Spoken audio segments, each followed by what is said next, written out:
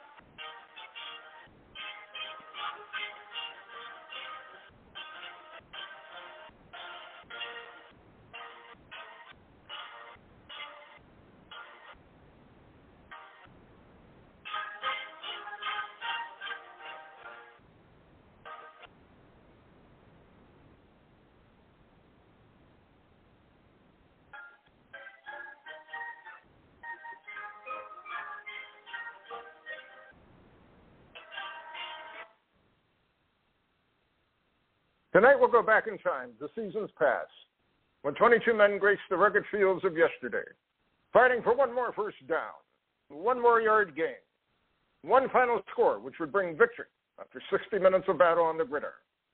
Today we'll explore the world of Gridiron Greats. Welcome to Gridiron Greats, football history and its memorabilia on the Gridiron Greats Publishing and Broadcasting Network, in conjunction with Swick Enterprises, and we're live from the Southport, North Carolina home of Gridiron Greats magazine. I'm Bob Swick, publisher and editor of Gridiron Greats magazine, and I'll be your host for the show.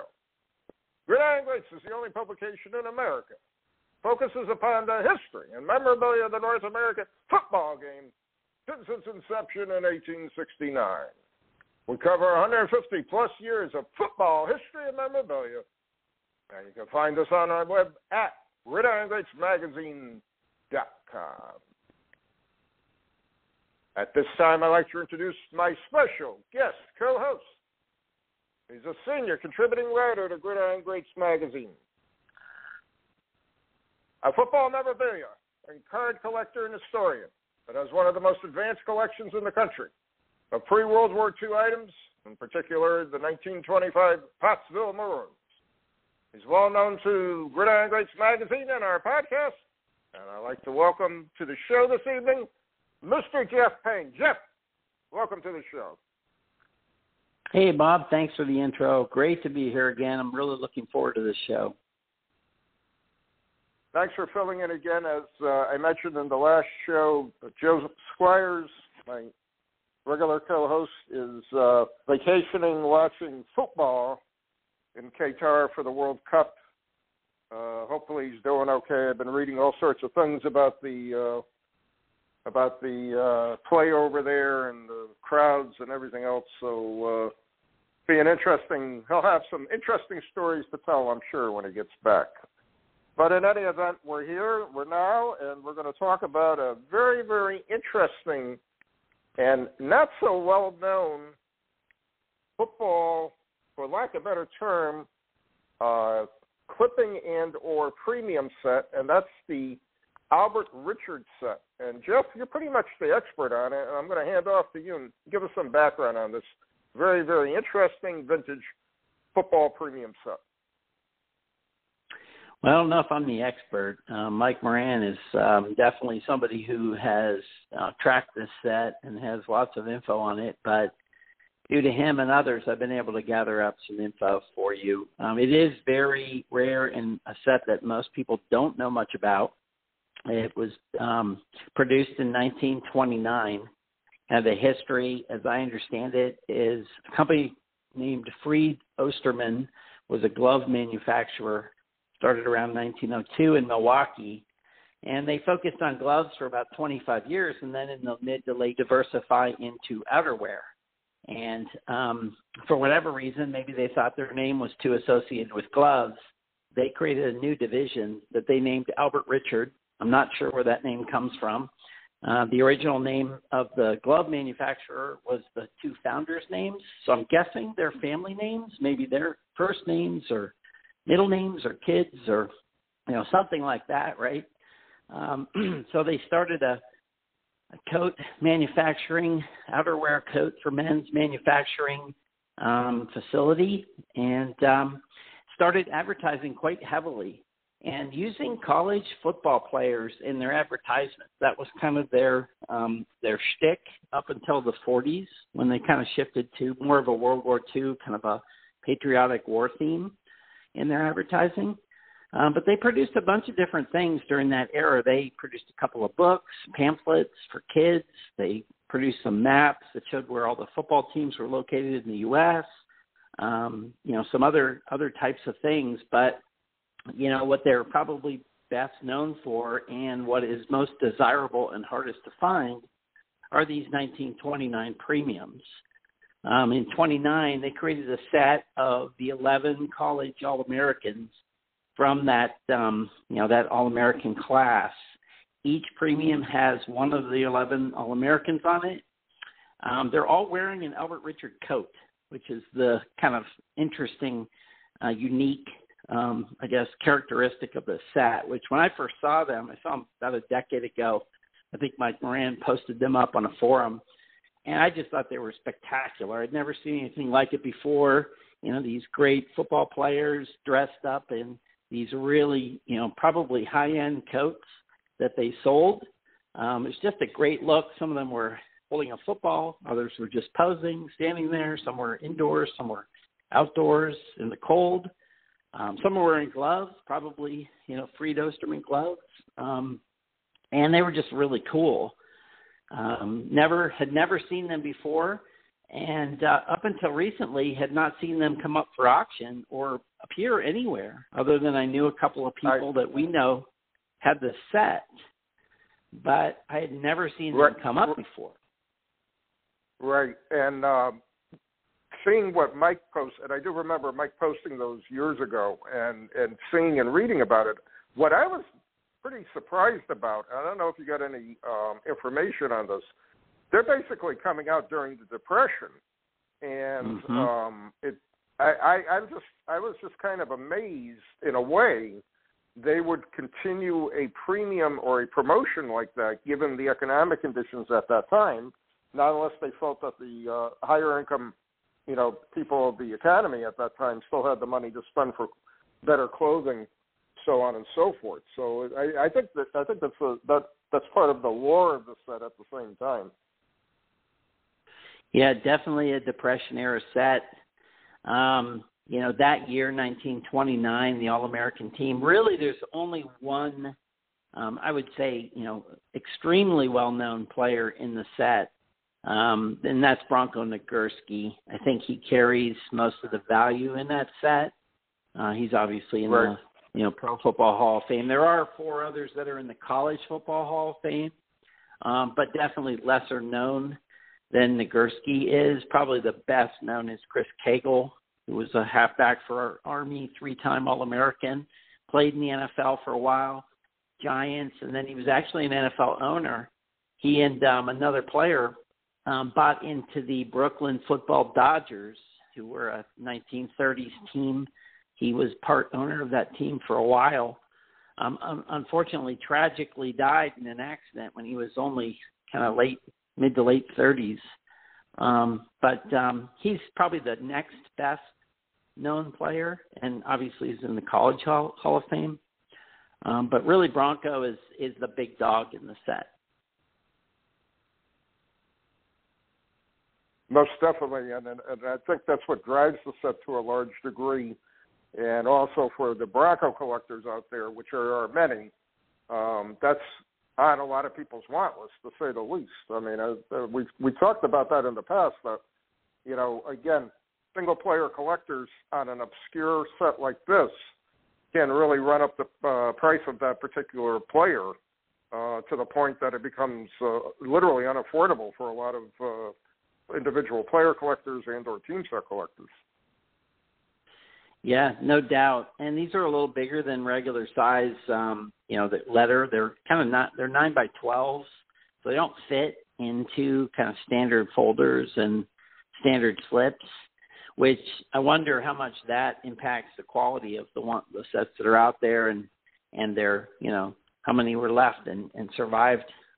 Obviously the paper drives and things like that, because they are a little bigger than your typical, you know, premium set, that kind of letter size.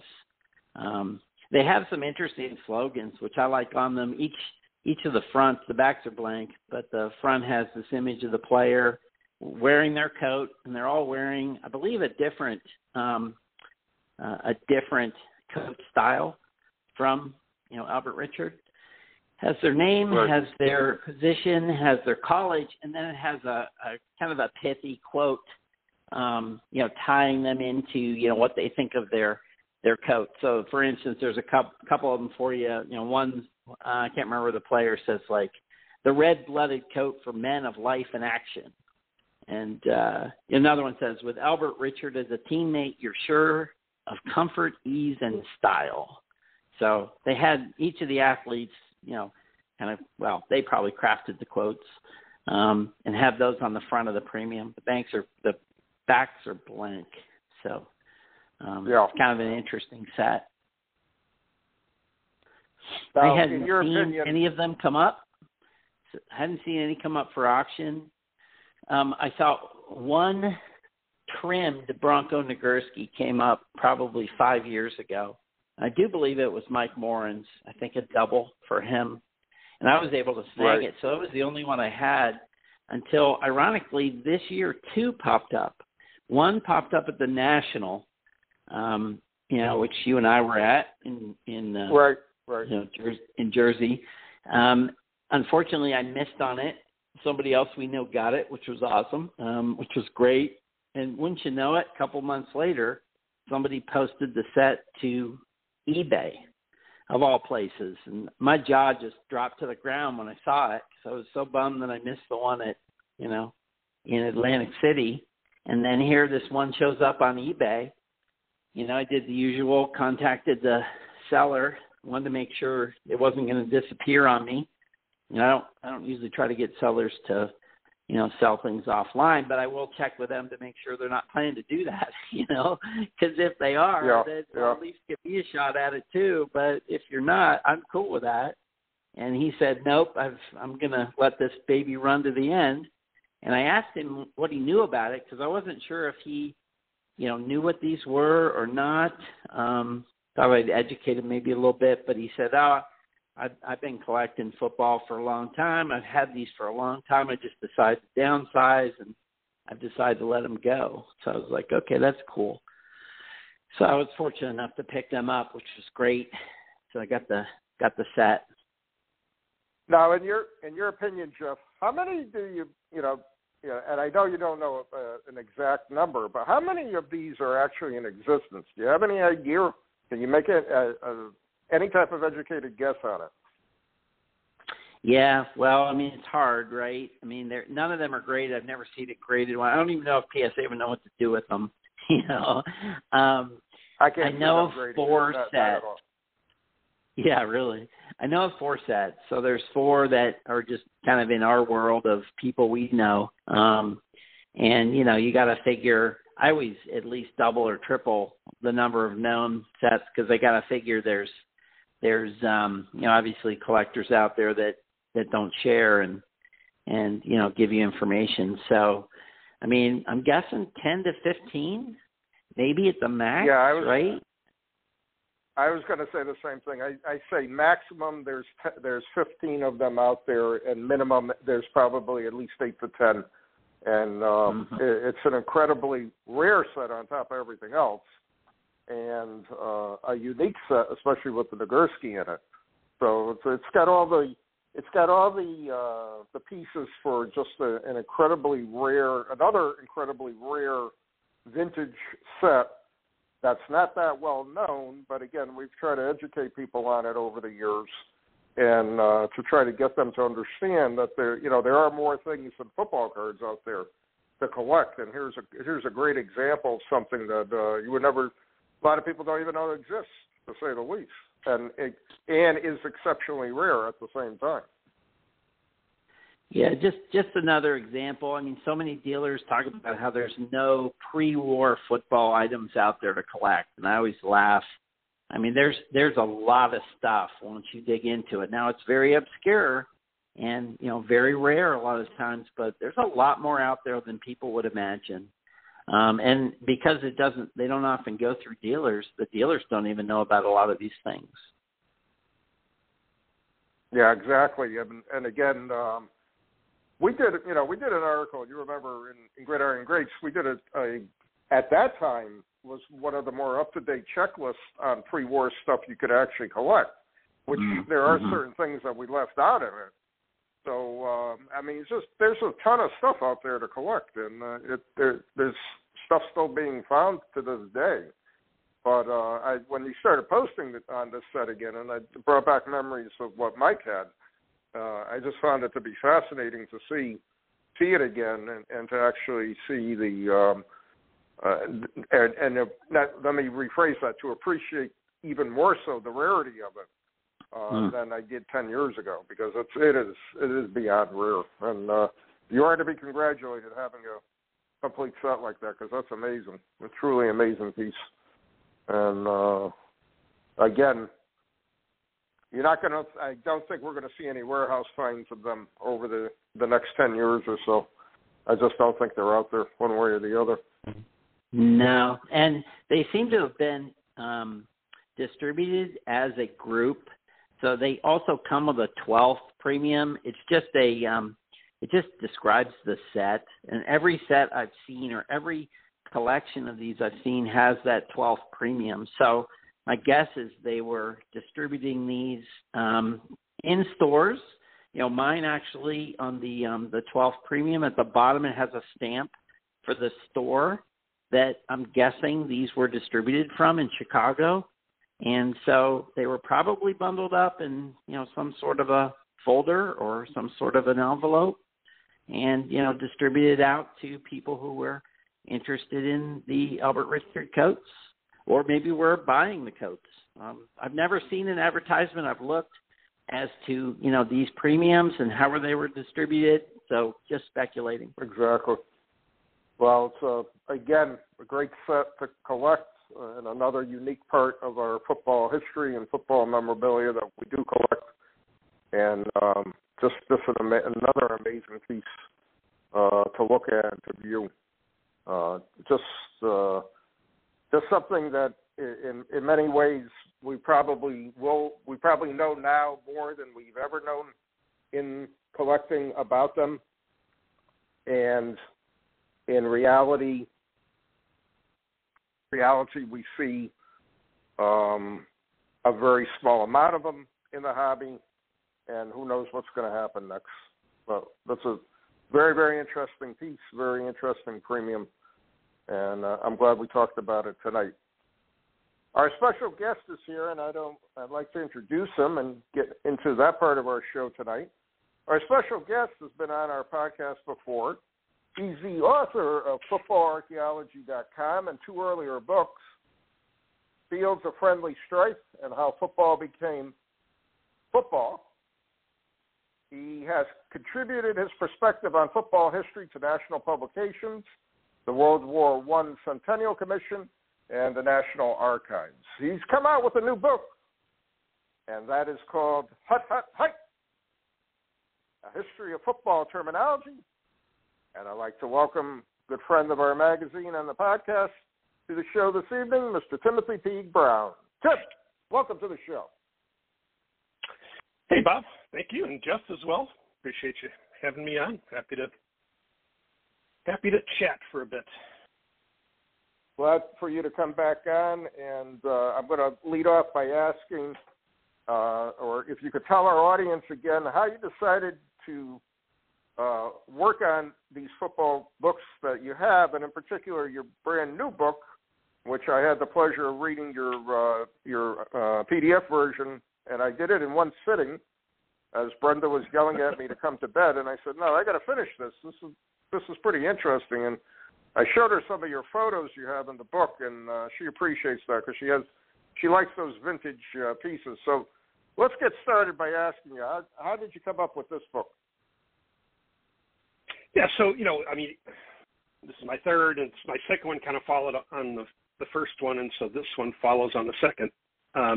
Just in how football became football was kind of a broad brushstroke history of football, but some of the elements of it were related to the terminology and how different words that we use in football came about. And I just find that, I've always found that fascinating. So I started working on it, and eventually it turned into a book. So, a lot of it was just, I kind of looked at it and said, one way to think about football history is, look at the language we use and how has that evolved over time. And what I basically found, I think, was that, a lot of the words changed or came into being when something changed about the game. There were new techniques, new equipment, new media, whatever it may have been. So, I just thought it was kind of an interesting way to kind of look at the history of football one word at a time. And the other side of it, though, so that's kind of the content side, but the style side was important too. My first 2 books are both kind of, you have to start at the beginning and read through them, from start to finish. And I just wanted to put together a book that was more of what I call a bathroom reader. So this book, it defines or looks at the origins of, about 420 words, but it's told in about 220 stories. So it might be just one word at a time or a group of words, but each of them gives kind of a standalone half-page, 1-page, 2-page story. You can open the book randomly, flip it open,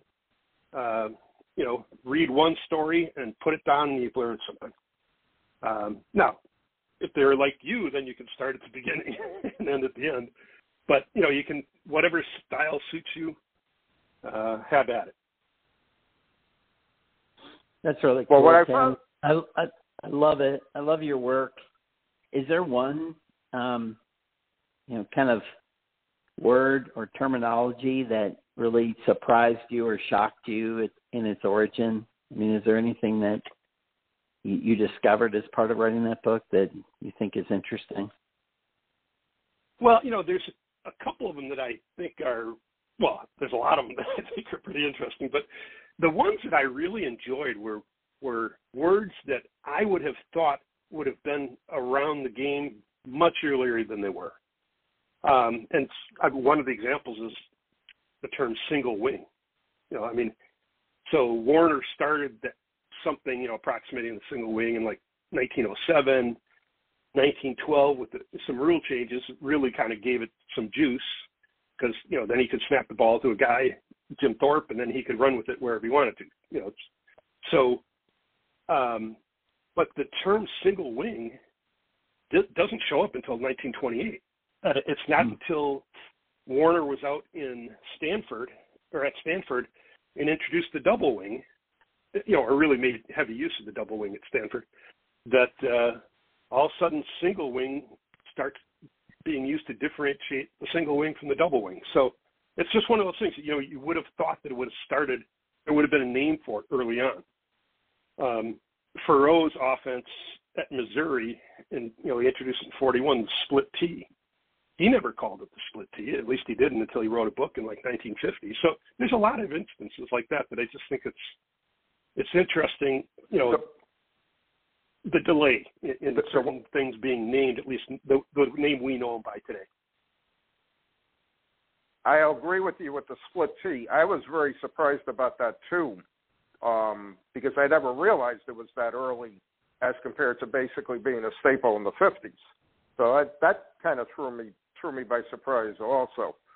And the one thing I definitely liked about the book, I'm getting off script a little here, is I feel the greatest terminology flowed through the 1970s. Now, I could be wrong, and I know I'm a dinosaur when it comes to football, but I don't grasp a lot of stuff of today's game because I just think it's become overly technical in nature.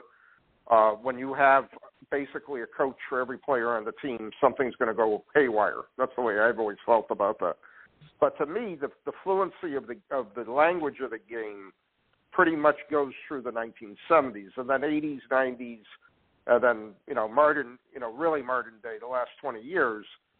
Yes, there are different terms being used, but I don't think it has the flavor that it had as the game was forming, and that's just my opinion of it. You know what I mean? But again, to me, it was an overlooked subject because I never saw a book like this before, where somebody actually wrote and said where all these terms came from. We just accept the fact and that's it. So very, very interesting to say the least. Yeah, thanks. I kind of I feel the same way you do in many respects. Football has gotten more technical, and yet most of the words, the very early words, were technical words at the time. It's just they became known to all of us. There was a day that somebody invented the word fumble, or at least applied it from baseball to football. Split receiver or split end, that started to come around like 1930s, I think it was. But, at one point that was a technical term. Now, we don't think of it that way because we just grew up always hearing about, split ends and maybe not so much about RPOs, right? Right. I think there's a part of that. It's, what's familiar to you is comfortable. You know what I mean? Something like that. Yeah, no, that's awesome stuff. Thanks for that, Tim. So I want to switch gears and talk about your website, footballarchaeology.com. I'm a member. I love your tidbits. I look forward to them, I got to tell you. And, the one you just did on the blind football team, here in the DC area, that's so cool. Here in the DC area, there's a well-known deaf school, right? Gallaudet. Yep. Used to be called Kendall School. And I've collected a lot of, information, not a lot of artifacts on, they've been playing football since the 1800s, but I'd never heard of a school for the blind playing football. Can you talk about the website, Football Archaeology, how it came to pass, what you're doing with it? I think it's just an awesome site. Yeah, thank you. Well, when I wrote my first book, Fields of Friendly Strife, I launched a website to, kind of support that and then just write about things that didn't fit into that book. And so I did that website in WordPress, which is really flexible and it's great, but it just kind of comes with an overhead and a burden that, for me anyways, I found it hard to publish a lot using that site. So I then wanted to, when I was, started working on my latest book, I wanted to kind of rebrand and have a site that was not linked to the names of any of my books. And I came up with Football Archaeology as the name. And so then I switched everything over to Substack, which is, a different platform that's really much driven for kind of a blog newsletter sort of format. And so I ported all the content from the old site over, and then because it's so easy to use, continue writing, kind of long form, a couple articles a month. But then I also, every day I put out what I call today's tidbit. So it's just random stuff from, equipment. It's some crazy game that happened, 75 years ago, or whatever, it's technical parts of the game, but, everything consumable for, kind of the everyday fan. So, I kind of bounce around. Whatever strikes me as something I want to write about, then I write about it. And, it's starting to catch on. I've grown like 50% in subscribers just so far this month. So it's starting to pick up a little bit, which is good. Share the wealth. I thoroughly enjoyed the tidbit last night. I thoroughly enjoyed that tidbit also last night. It was just great to read, and I said, "Oh my Lord, how can that had to have been so difficult?" And at least it was gentlemanly enough that the other team wouldn't take advantage of it, type of thing, since they're saying, they called out plays and stuff like that. But that had to have been incredible to watch, to say the least. Yeah, and so that article is a perfect example of a lot of times when I'm either doing just kind of general research or targeted research. I might be searching for information about one thing, and I just happen to notice that the article in the next column, I happen to notice the headline, and that's where that article came from. I noticed the headline about this flying team in Kentucky, and so then I ended up spending time researching it and finding scores of their games over the 6 or 8 year period that they played. And, I just tried to fill in the gaps as much as I could. I was able to find a couple of images of the teams. And, but that's kind of the typical way that the tidbits come up. It's just, I kind of happen upon something, and I just have a way of storing those kinds of articles and information to come back to and write a tidbit on later on. I love how they tapped on the goalposts to give the kicker an idea of where the goalposts were. That was awesome. What a tidbit that was, and it makes perfect sense, right? Yeah. I mean, it's some of the things like, obviously they made accommodations for those that haven't read the article. The opposing team had to run between the tackles as well. Mm. But I love the story. In 1905, they had a guard who, they had some kind of play, some kind of guard draw or something along those lines. Maybe it was a guard's back formation, but so he gets the ball and he breaks through and he's run away, wide open, headed to the end zone, but he didn't know where he was going. He couldn't see, and he runs out of bounds. And the game ends up being tied. So, 0-0. So, yeah, I mean, it's just, you think about how hard it had to be for those kids to play. They typically weren't going to be the ones delivering the blow, right? I mean, I guess at the snap they could charge across, but otherwise, they're just feeling somebody running into them and grabbing them and trying to tackle them. That's kind of the best they could do. So amazing. Unbelievable. Play, and they kept doing it for, I think it was 8 years that they played, maybe a little bit longer. It's crazy they completed a forward pass. When I read that, my jaw just dropped. I mean, I don't even know how you would pull that off, right? That's insane. Yeah, I mean, sighted teams had trouble completing forward passes back then, but, Yeah, exactly. They did it. So. Unbelievable. Hey, Tim, with your new book, do you have any stories you'd like to share with us and our audience on your writing it? Anything interesting tidbits on the book itself? Yeah, I mean, so, I mentioned earlier the single wing. A couple of my other, the ones that I enjoy the most are the ones that kind of upset the apple cart, or, kind of everybody knows something is true and then it turns out that it's not. So like, one of them is like, the granddaddy of them all. That was everybody typically everybody kind of credits that to, now I'm blanking on his name, Keith Jackson. Can't even believe I can't think of his name. But, it turned out, once I got into researching it, it turned out that, that expression goes back to the late 1800s, and it was, tied very loosely to the Rose Bowl in the 30s, and then definitely in the 40s, and even more so, there was about a 11-year run. I want to say like 77 to 89 or 88 or something like 87, I think it was, where the Rose Bowl printed Granddaddy of them all on the Rose Bowl tickets, right? So Keith Jackson did his first Rose Bowl game in 1989 after they'd already printed it 11 years in a row. So it's just one of those where, I love Keith Jackson and love the story of him coining the phrase and tying it to the Rose Bowl. But in fact, he really didn't have much to do with it other than, repopularize it.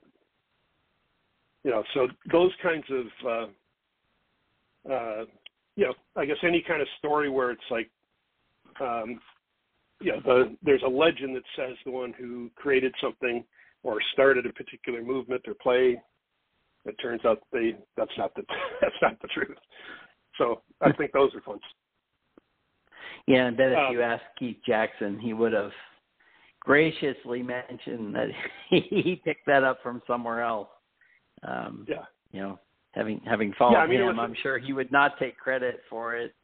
But that's interesting. I did not know that. Well, I didn't know that.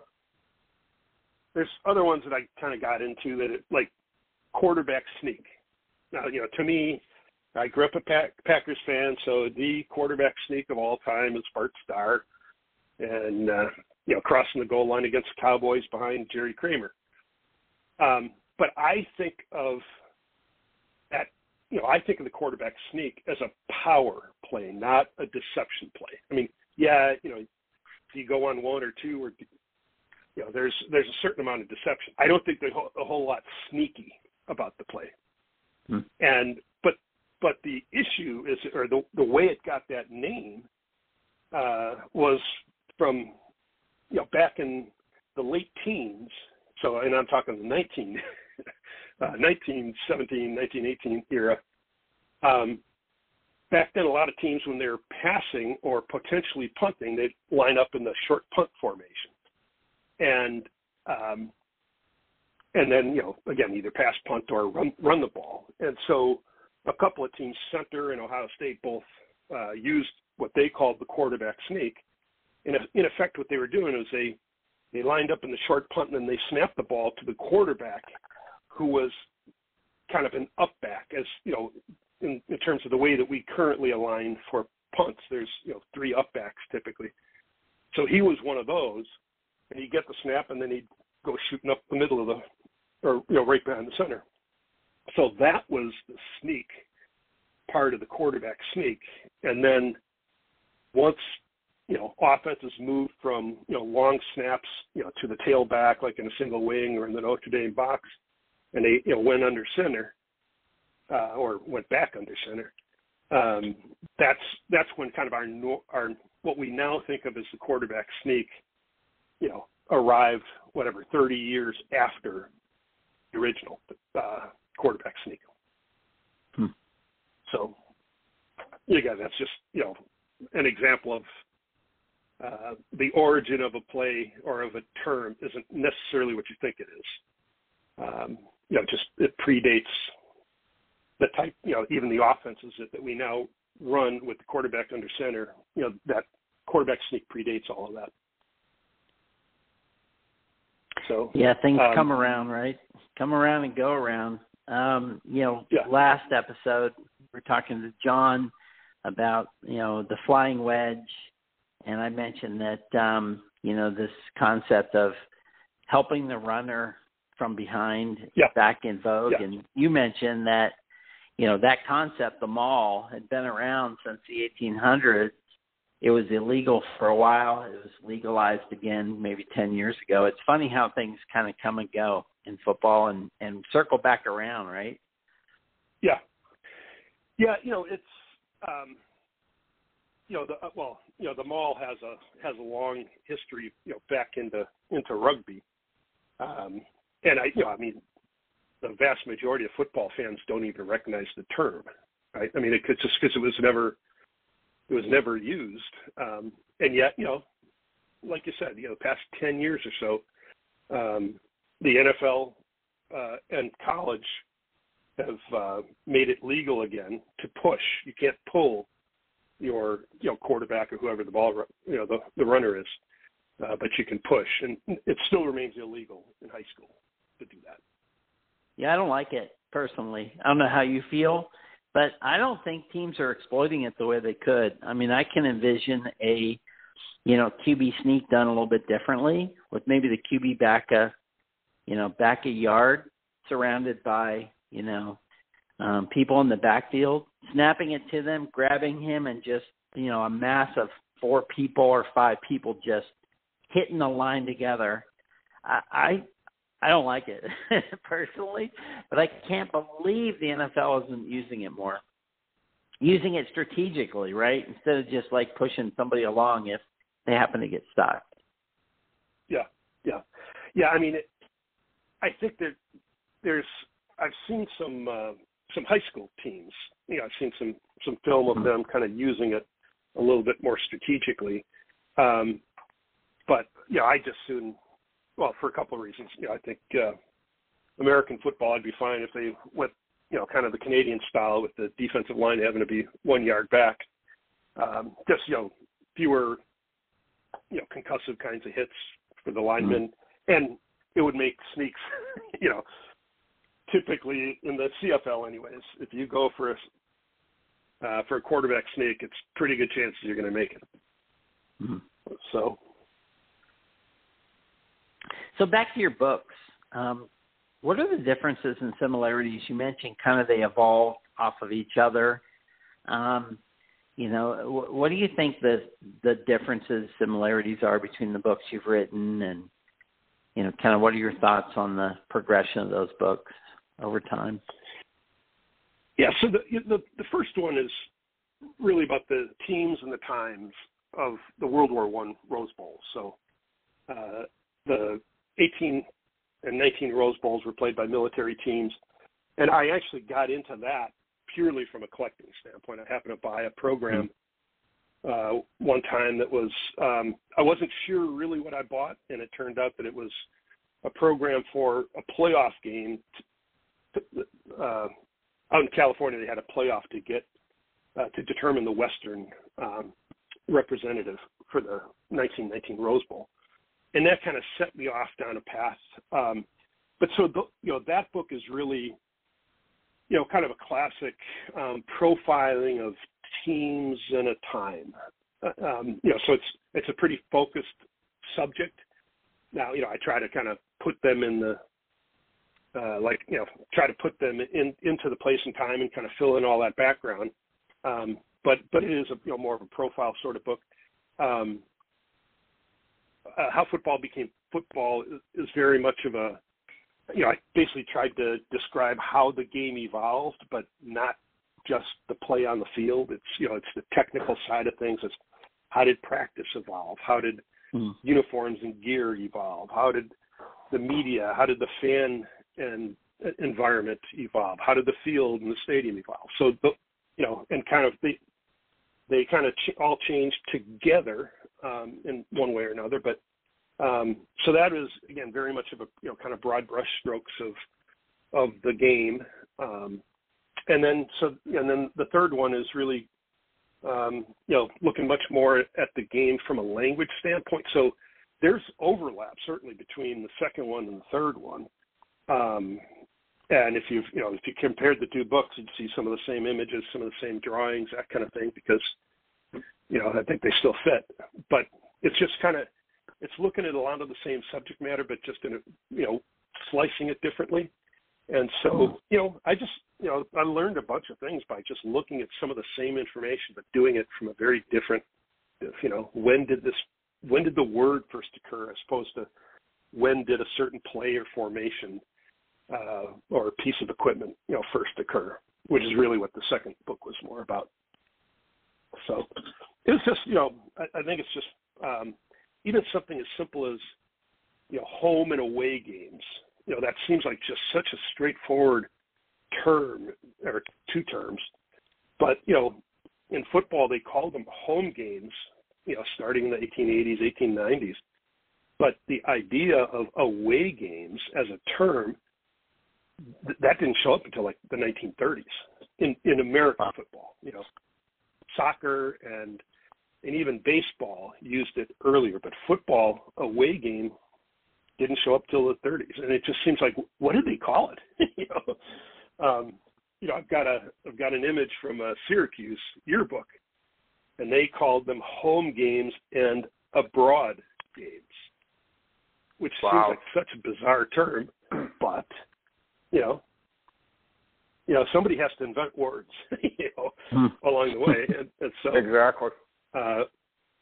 They figured out, they thought abroad made sense. Well, okay, that didn't get a whole lot of pickup, but it was yet, I think, another 20 years before away game, really became common, got into common usage.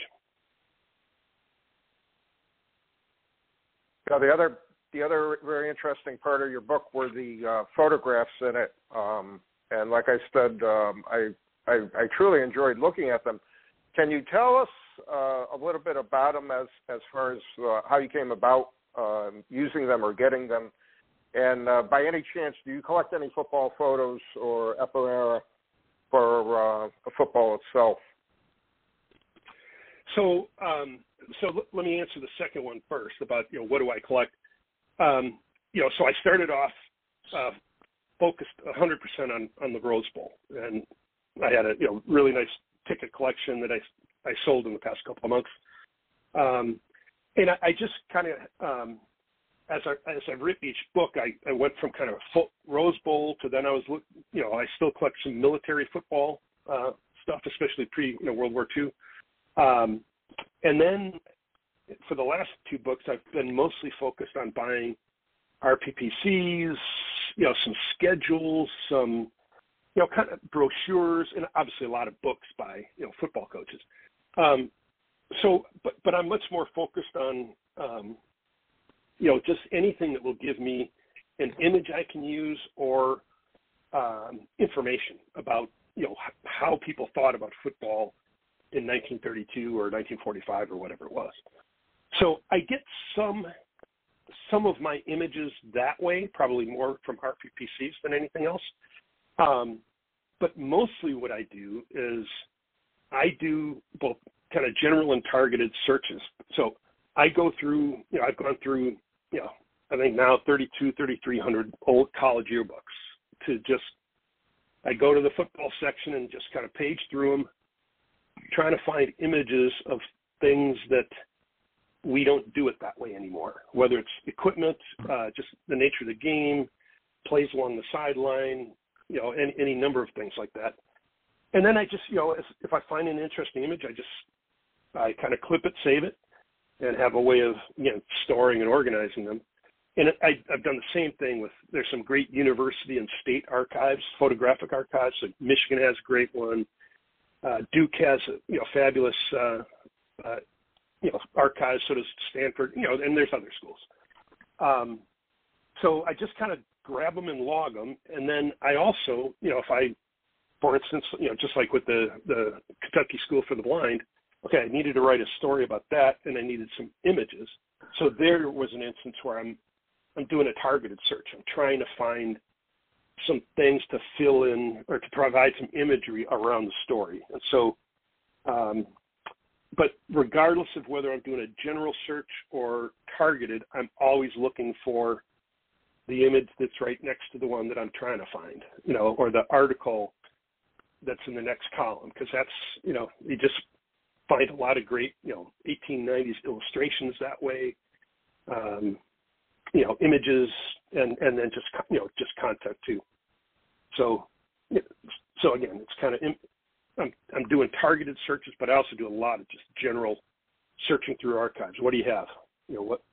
What do you have here that you don't see in football anymore? I forgot about your awesome. I forgot about your Rose Bowl ticket collection, and I remember you mentioned that before. As a complete aside, what's the toughest Rose Bowl ticket in your opinion to collect? I'm just curious. Well, besides 1902. There's a number of them that I never even saw an image of them. So I've never seen an 02. There's Washington State has a 16 in their archives.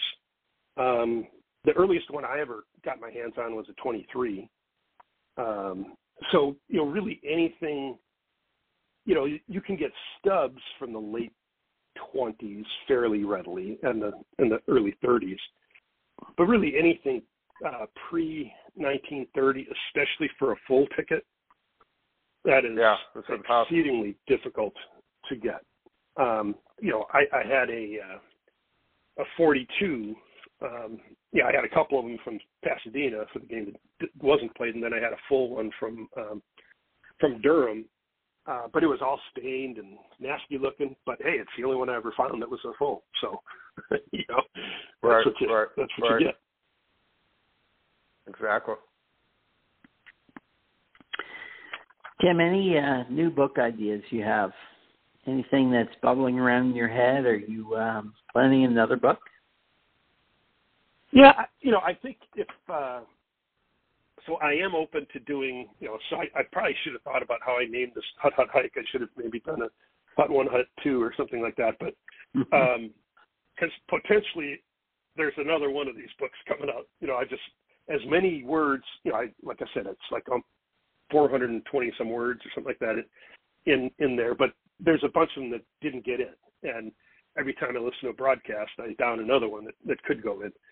So, potentially do something with that. For sure, I'm going to keep writing some of those up. And there's a section of my website that's now, I renamed it, but it's now called Hut Hut Hike. So I'll add some new terminology in there and post that. But the other one that, I think maybe the likeliest thing that I would do is a book on, football oddities. So,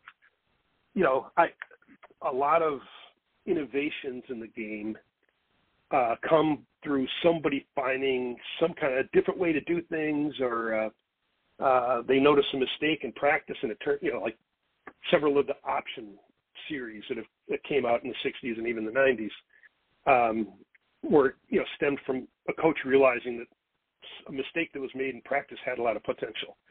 But there's also a lot of innovation that comes from somebody kind of busting through, finding a loophole in the rules, and so they do something that is legal, but in some cases, everybody looks at that and says, "Oh, that's great, I'm going to start doing that myself." And in other cases, they view the use of a loophole as kind of bad sportsmanship or silly or whatever it may be. So my point is kind of there's innovations and there's oddities, and there's a fine line between the two. And so, but I think the oddities are really fun. I've written some things in the past about the reverse center that, Syracuse ran it in 1941, 40 or 41. The reverse quarterback that came out of Georgia Tech and some other places, the tower play, having a guy stand on top of another man's shoulders to block an extra point, just things like that were quickly ruled illegal. I find those kinds of things really interesting because, again, it's, there's a guy who was a coach at Arizona who argued that we should number the football field from 0 to 100 instead of going up to 50 and then going back down from 50 to 0. Now, there's nothing that says you couldn't do it that way, but no one ever took him up on the offer either. So it's just things like that make sense in their own way, but typically end up getting shut down if not right away, then by the end of or by the next rules committee meeting, they kind of find a way to get rid of certain things pretty quick. Yeah, no doubt. What's the best way for people to get your books? Is it Amazon? Do you have a direct site? What's the best way to purchase your book? Yeah, it's Amazon. So this Hut Hut Hike is not available yet. I'm hoping to have it available in the next 10 days or so. But the other two are available on Amazon. And then the way I do it on Amazon, so it'll be available both in print and in for the Kindle reader on Amazon. If you have Kindle Unlimited, if you subscribe to that, then you'll be able to read the book for free, all three of them. And then, as an author, you have the option to just click a setting on Amazon that they can then also distribute it through like Walmart and Barnes and Noble, and so that will happen probably not in time for the Christmas season, but that will eventually work its way through the process too. So if for some reason somebody wants to buy from one of those those organizations, they can have at it. But so basically, Amazon is the answer. Tim, we're almost out of time. Any advice that you may have for a beginning collector and or writer of football history and football collecting memorabilia? Yeah, I guess I look at it like anything. The sports you play, the women you're attracted to, whatever. Lots of your career. As far as collecting and writing, it's like find something that you enjoy, right? And so if you enjoy the hunt, if you enjoy finding a new item or finding a new piece of information, and then if you enjoy telling others about it, sharing it with others on some website or podcast or however, write a book, however it is that you do that. I just think it's find the things you enjoy collecting, and it may be based on the town you grew up in or somebody that you've known or whatever connection you feel to that subject, that's the way to go. Because that's probably going to stand you in pretty good stead long term. And then don't be afraid to evolve, right? If your interests change with them. Exactly. Great advice. I appreciate it. Tim, all I can say is you got a great book coming out. I appreciate you letting me look at it beforehand. I'm going to be reviewing it in this coming issue of Gridiron Greats, which should be out roughly the second week of January, the winter edition.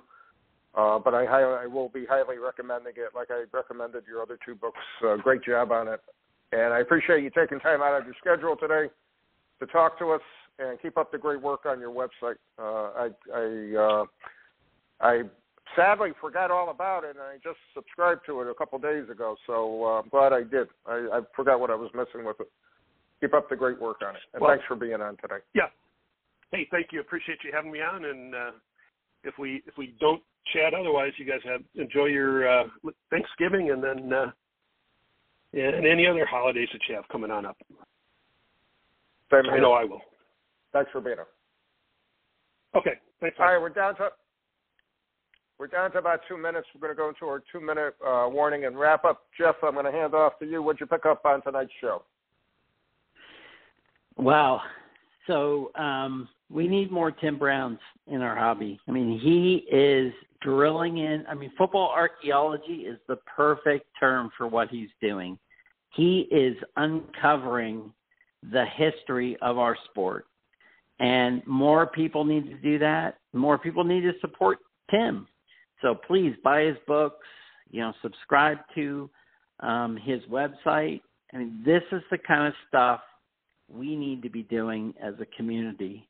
And just fantastic stuff. I love reading his things.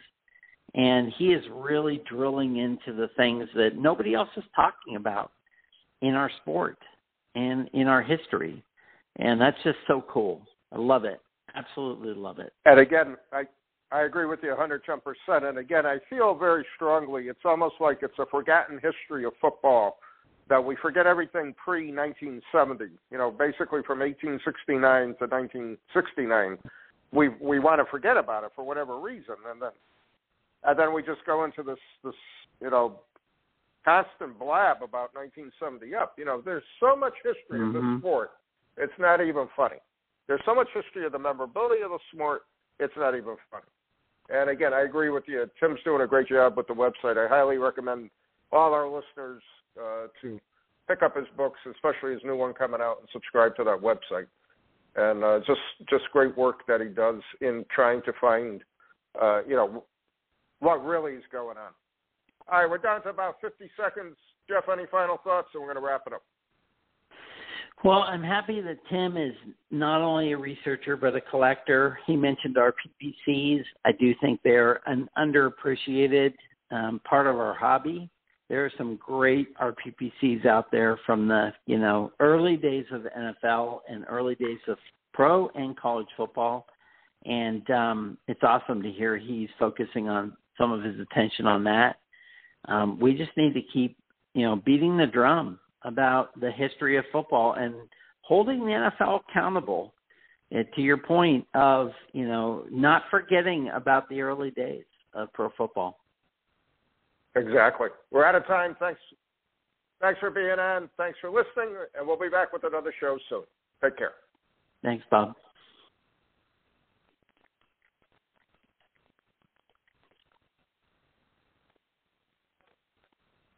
Hey there, sports history fan. This is Arnie Chapman, a.k.a. the Football History Dude, and I wanted to thank you for stopping by to listen to another episode here on the Sports History Network.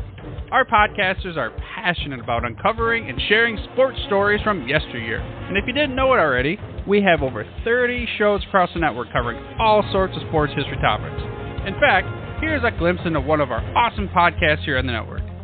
Each week, the official Football Learning Academy podcast will take you deep into the history of pro football through interviews with players, coaches, or administrators in the NFL, as well as interviews with Pro Football Hall of Fame selectors, authors, and historians. You'll learn how the game evolved and important moments that shaped the sport into what it is today. And don't miss the Pro Football History Nugget of the Week. Listen to the official Football Learning Academy podcast on the Sports History Network. How about that? I bet you're super hyped to go listen to that new podcast, right? Well, to learn about this show and all the other podcasts on the network, head over to sportshistorynetwork.com/podcast. Again, that's sportshistorynetwork.com/podcast. Head over there today to find your next favorite sports history podcast.